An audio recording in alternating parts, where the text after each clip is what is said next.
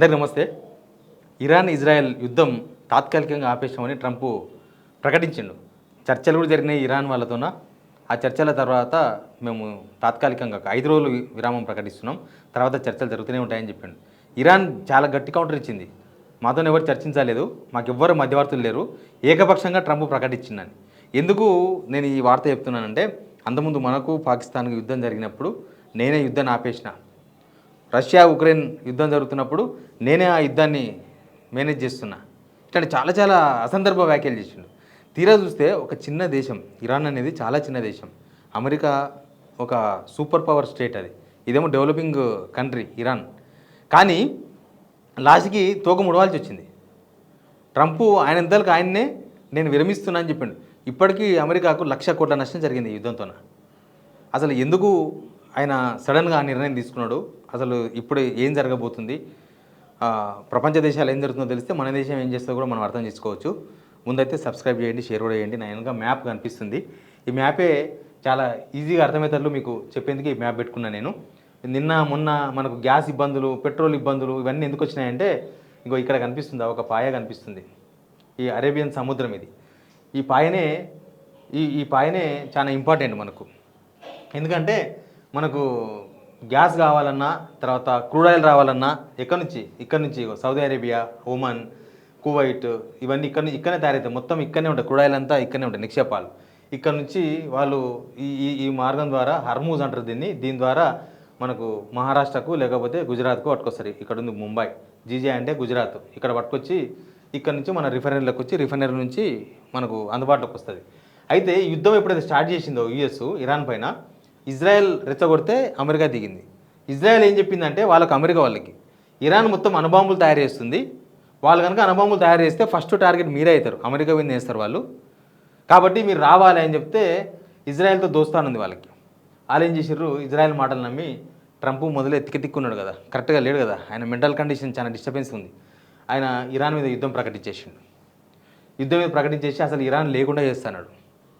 నిన్ననే ఒక పెద్ద ప్రకటన చేసిండు, ఈ హర్మూజ్ మొత్తం జాతీయం చేయాలి, ఇరాన్కు మాత్రమే సంబంధం లేదు, మీకు 48 అవర్స్ టైం ఇస్తున్నా, 48 గంటల్లో మీరు ఇరాన్ మొత్తం ఇక్కడ ఈ హర్మూజ్ను మొత్తం ఓపెన్ చేయాలి, మేము అసలు ఇరాన్కు చెందిన భాగం కాదు అది జాతీయం, అన్ని దేశాలకు సంబంధం ఉంటుంది, మీరు 48 అవర్స్లో మేము ఇది ఖాళీ చేయాలని చెప్పేసి ఇరాన్కు వార్నింగ్ ఇచ్చిండు. ఇరాన్ రెడీ కాలే. అసలు ఇరాన్ ఏం చేసిందంటే ఇజ్రాయెల్ మీద మేము అటాక్స్ వేస్తామని వార్నింగ్ ఇచ్చింది. ఒక డట్టి బాంబు తయారు చేసినామని చెప్పింది. డట్టి బాంబు అంటే దాని పేరు. డట్టి బాంబు అంటే అదేం పేలదు, బట్ అది వేసినప్పుడు దాని ద్వారా వచ్చే వాయువులు, విషవాయువులు చాలామందిని చంపేస్తాయంట, గడ్డి కూడా మొలవనియదంట. అట్లాంటి సిచ్యువేషన్, డట్టి బాంబు తయారు చేసామని చెప్పిందంట. ఇక అమెరికా చాలా నష్టపోయింది. ఇప్పటికీ వాళ్ళతో నిధులు చాలా ఉండొచ్చు, అసలు ఇరాన్కు అమెరికాకు ఎక్కడ సంబంధం ఉండదు. ఇరాన్ జనాభా 9 కోట్లు, అమెరికా జనాభా 33 కోట్లు. జీడిపి చూస్తే $0.35 ట్రిలియన్ జీడిపి ఇది ఇరాన్ది. కానీ అదే అమెరికా చూస్తే $31 ట్రిలియన్. తలసరి ఆదాయం అంటారు చూడు, $4,000 Iran, 92,000 America. Super power state, అందుకే సూపర్ పవర్ కంట్రీ అది. కానీ ఇప్పుడు తోక ముడవాల్సి వచ్చింది. దీని ద్వారా చాలామందికి చాలా విషయాలు అర్థమవుతాయి.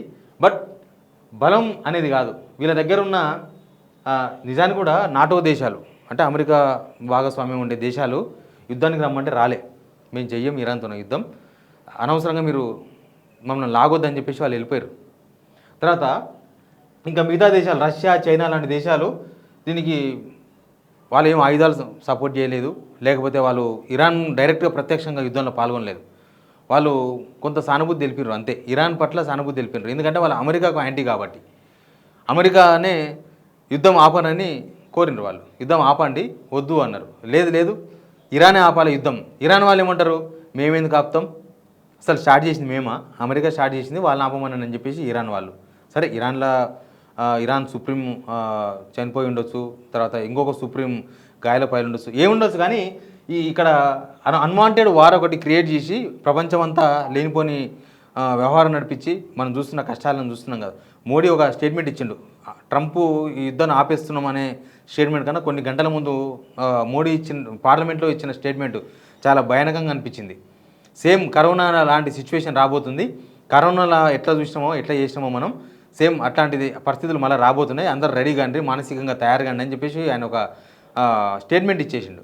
దాని మీద చూస్తే చాలా భయమైంది. నిజానికి మళ్ళీ కరోనా స్టేజ్ పోతామా, 2021, 22 ఉద్యోగాలు లేక, వ్యాపారాలు లేక దేశమంతా అతలాకుతలం అయిపోయింది కదా, అట్లయితే మళ్ళీ అదంటే కనీసం జాగ్రత్తలను తీసుకున్నాం. కరోనా వైరస్ రాకుండా ఎన్నో క్వారంటైన్ అని ఇళ్ళల్లో ఉండి, హాస్పిటల్లో ఉండి టీకాలు తీసుకొని ఏదో సంథింగ్ చేసినాం. కానీ ఇప్పుడు ఈ యుద్ధం ముదిరి మొత్తానికి సిలిండర్లు బంద్ అయిపోతే, పెట్రోల్ బంకులని మూత పడితే అసలు బతుకుడే ఇట్లా, అట్లా చాలా భయమైంది. కాకపోతే ట్రంప్ ఒక నిర్ణయమే తీసుకున్నాడు. నాకు తెలిసి ఇంకా 5 రోజులు కాదు, పర్మనెంట్గా యుద్ధం ఆగిపోయినట్టుగానే మనం భావించాలి. ఎందుకంటే ఇది చర్చలు జరిగిన తర్వాత యుద్ధం కాదు. ఇరాన్ ఒక స్టేట్మెంట్ ఇచ్చింది, భయపడ్డాడు ట్రంప్ భయపడ్డాడు, అసలు మాకు సంబంధమే లేదు, మేమేమి చర్చలు జరగకుండానే ఈ నిర్ణయం తీసుకున్నాడు. అసలు ఇజ్రాయెల్ను ఇరాన్ టాయిలెట్ పంపించింది. కరెక్ట్గా చెప్పాలంటే వాళ్ళకి డైరెక్ట్ వార్నింగ్ ఇచ్చింది. వైఫల్యాన్ని ఇజ్రాయెల్ అంగీకరించింది డైరెక్ట్గా. ఎవరైనా డిమోనా పైన ఇరాన్ దాడి చేసింది. డిరోనా అంటే నెతన్యాహు రక్షణ వ్యవస్థ, అంటే ఆ ప్రెసిడెంట్, ఇజ్రాయెల్ ప్రెసిడెంట్ నెతన్యాహు. అసలు ఆయన బతుకున్నాడో చనిపోయిండో కూడా చెప్పలేని వాతావరణం క్రియేట్ అయింది. ఒక వారం రోజులు ఆయన చనిపోయిననే మొత్తం నేషనల్ మీడియా ప్రచారం చేసింది ఇజ్రాయెల్ ప్రెసిడెంట్. ఇట్లా ఒక చిన్న కంట్రీతోన గోక్కొని ఓ యుద్ధం చేసి వాళ్ళ బలాలను అంచనా వేయలేకపోయింది అమెరికా. ఇరాన్ బలాలే కాదు, వాళ్ళ వ్యూహాలను కూడా అంచనా వేయలేకపోయింది. వాళ్ళ అంచనా కనుక ఉంటే ముందు అమెరికా ఈ హర్మూజ్ ఉంది కదా, ఈ హర్మూజ్ను స్వాధీనపరచుకునే అవకాశం ఉండే. అసలు హర్మూజ్ మీదకి అమెరికా నావలు పోతే కింద లోపల నుంచి డ్రోన్లు పెట్టి కొడుతున్నారు ఇరాన్ వాళ్ళు. అసలు 4000 కిలోమీటర్ల దూరంలో ఉన్న అమెరికా వాటిని కొడుతున్నారు, మిసైల్స్ని కొడుతున్నారు. అసలు అంత బలమైన ఇరాన్తోన అంత బలమైన ఆయుధ సంపత్తి ఉందని అర్థమైంది ప్రపంచ దేశాలకు. ఇప్పుడు మనం న్యూట్రల్ ఉన్నాం, భారతదేశము అటు ఇరాన్ అనకుండా ఇజ్రాయెల్ అనకుండా న్యూట్రల్ ఉన్నాం, భారతదేశం న్యూట్రల్ ఉన్నది. కానీ ఇప్పుడు అంటారు కదా, ఎవరెవరో కొట్టుకుంటే మధ్యలో ఎవరికో దాకిందని, ఇప్పుడు వీళ్ళకి దాకింది. ఇక్కడ ఈ సౌదీ అరేబియా తర్వాత వీళ్ళందరికీ చాలా నష్టం జరిగింది. కువైట్, వీళ్ళందరికీ వీళ్ళ దగ్గర ఈ దేశాలు మొత్తం బతికేదే క్రూడ్ ఆయిల్ మీద.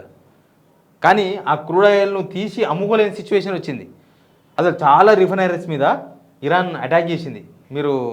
మిమ్మల్ని కొట్టాలని మాకు లేదు, కానీ ఇరాన్ వీళ్ళ స్ట్రెంత్ మీద అమెరికా కొడుతుంది, మీరు సైలెంట్గా ఉన్నారు కాబట్టి మేము తప్పనిసరి సిచ్యువేషన్లో మీ క్రూడ్ ఆయిల్ రిఫైనరీస్ మీద, మీ క్రూడ్ ఆయిల్ తీసే క్షేత్రాల మీద మేము దాడి చేస్తామని అటాక్ చేశారు. అట్లా లాస్ట్కు వీళ్ళు తయారు చేయడమే, అంటే క్రూడ్ ఆయిల్ తీయడమే ఆపేసినారు. ఆ దేశాలు తీసి ఎక్కడ అమ్ముకోలేని సిచ్యువేషన్. ఈ రెడ్ సీ నుంచి, ఎర్ర సముద్రం నుంచి తీసుకొచ్చే ప్రయత్నం చేసినా కూడా వర్కౌట్ కాలేదు. బై రోడ్డు తీసుకొచ్చి ఒమన్ నుంచి తీసుకోబోయే అవకాశం లేదు, సరిపోదు. అక్కడ నుంచి 100 బ్యారెల్స్ కొడితే, ఇక్కడ నుంచి 100 బ్యారెల్స్ కొడితే, ఇక్కడ నుంచి 3 బ్యారెల్సే పోతున్నాయి. ఇక్కడ నుంచి అయితే 1.7 బ్యారెల్ కూడా పోదు. ఆ పరిస్థితుల్లో లాస్ట్కి తలొగ్గి ఇప్పటికి ఇక్కడ దాకా వచ్చింది. బట్ ఇది ట్రంప్ తలకెక్కింది అంటాం చూడు, ఆ తలకెక్కిన ఆ గర్వానికి ఇది ఒక చెక్ అనమాట.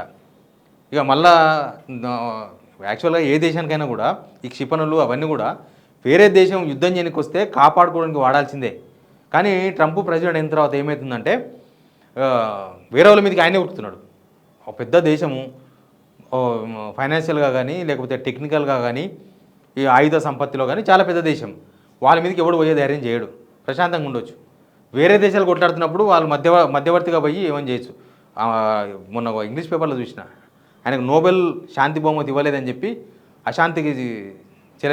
అశాంతి చెలరేగాలని చూస్తున్నాడు ట్రంప్ అని. ఇట్లా మొత్తానికి ఇప్పటికైతే ఈ సిచ్యువేషన్ యుద్ధాన్ని, బహుశా మనకు మళ్ళీ సిచ్యువేషన్ మళ్ళీ ఎప్పటిలాగానే కావచ్చు, మళ్ళీ యుద్ధాలు జరిగే అవకాశం అయితే ఇప్పుడేం కనిపిస్తలేదు. అసలు ఇది థర్డ్ వార్కు పోతుందేమో అనిపించింది ఒక స్టేజ్లో. ఎందుకంటే ట్రంప్ తగ్గుతలేడు, ఇజ్రాయెల్ గోకుతానే ఉంది. ఇరాన్ మేము తగ్గము, ఏం చేసుకుంటారో చేసుకోండి, మేము అమెరికా స్థావరాల మీద కొడతామన్నారు. ఈ దుబాయ్ ఏరియాలో మొత్తం అమెరికా స్థావరాల మీద కొట్టిండ్రు ఆల్రెడీ. అమెరికా స్థావరాలు ఏడుంటే ఫస్ట్ అటాక్ చేసింది ఇరాన్ దాని మీదనే. కాబట్టి ఇప్పటికైతే థర్డ్ వార్ సిచ్యువేషన్ అయితే ఇంకా అనిపిస్తలేదు. చూద్దాం ముందు ఇంకా ఏమేమి జరుగుతుందో. Please subscribe.